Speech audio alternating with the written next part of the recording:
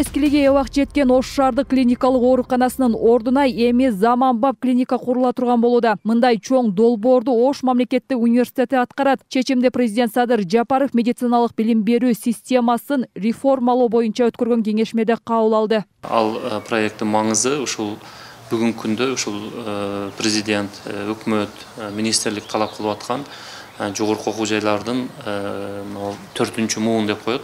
Ушул 4-чү муундагы жогорку окуу жайларга айланыш керек деген талап, анан дүйнөлүк рейтингтерге кириш керек деген талап.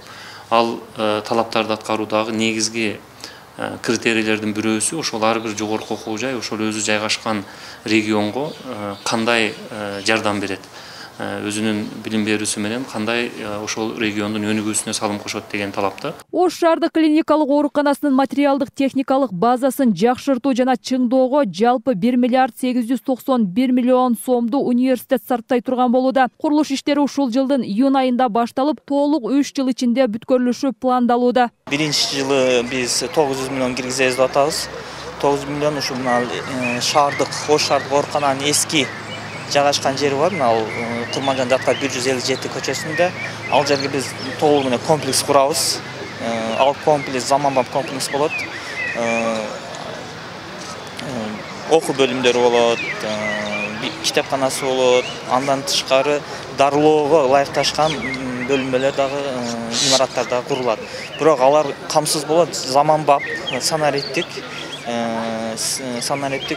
жабдуулар менен şu түштүк регионуна керектүү операцияларды, керектүү дарылоолорду ошол жерде камсыз болушат да.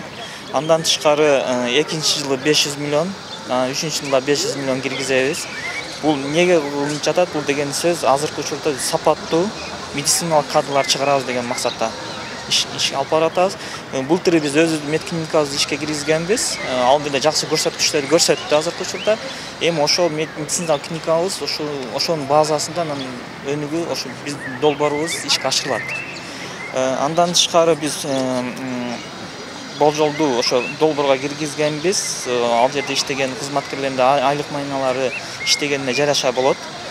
Биринчиден бул минималдуу дарыгерлердин айлык майналарды минималды болот, где-то 65 миң болот, максималды 115 миңге чейин барат деген ойдобуз. Мындан сырткары кеңешмеде улуттук онкология жана гематология борборунун жана республикалык диагностикалык борборунун имараты Иса Ахунбаев атындагы Кыргыз мамлекеттик медициналык академиясына өткөрүлдү. Өз сөзүндө президент эки чоң долбоор кагаздагы кооз сүрөт эмес, чындыкка дал келиши керек экенин айтып, бул реформаларды ишке ашырууда жетекчилер жеке жоопкерчиликти аларын өзгөчө белгиледи.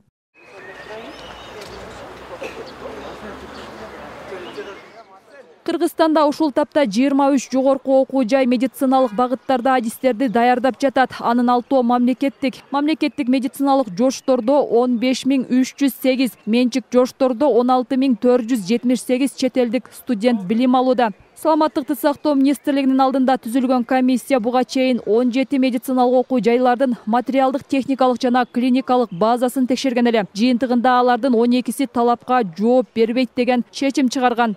Айжамал Түгөл, Байгызы Азам Бузриков, ТМЖ жаңылыктары.